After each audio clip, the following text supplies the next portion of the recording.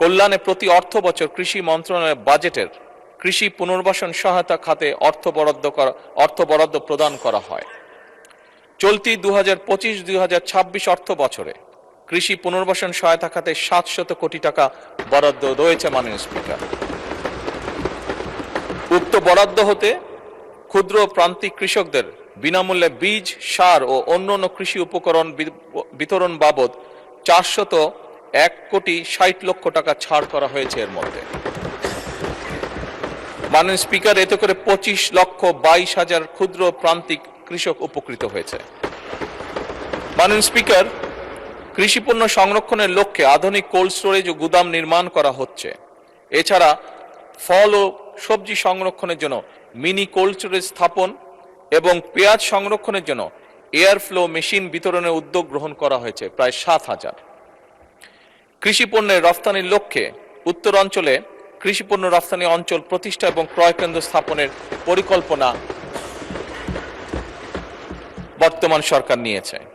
মাননীয় স্পিকার, কৃষি গবেষণা উদ্ভাবনে সরকার ব্যাপক গুরুত্ব দিচ্ছে।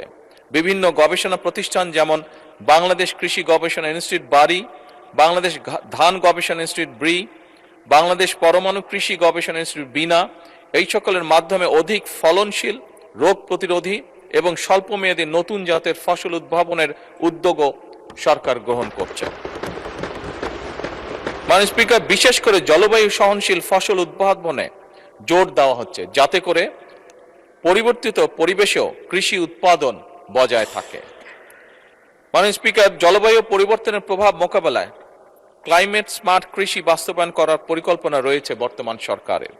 লবণাক্ততা, খরা ও বন্যা সহ সহনশীল ফসল চাষ, পানি ব্যবস্থার উন্নয়ন এবং টেকসই কৃষি প্রযুক্তি ব্যবহারের মাধ্যমে কৃষিকে পরিবেশ বান্ধব করা, কম সেচ, কম রাসায়নিক সার ও কম কীটনাশক প্রয়োগের মাধ্যমে ফসল উৎপাদন, প্রিপেইড মিটার স্থাপন এবং সেচের অল্টারনেট ওয়েটিং অ্যান্ড ড্রাইং পদ্ধতির মাধ্যমে খরাপ্রবণ অঞ্চলে ভূগর্ভস্থ পানির ব্যবহার কমিয়ে পরিবেশের ভারসাম্য রক্ষা, মোবাইল অ্যাপ যেমন খামারি অ্যাপস ব্যবহার করে স্থানভিত্তিক উপযুক্ত ফসল চাষ করে সেচ, সার সহ অন্যান্য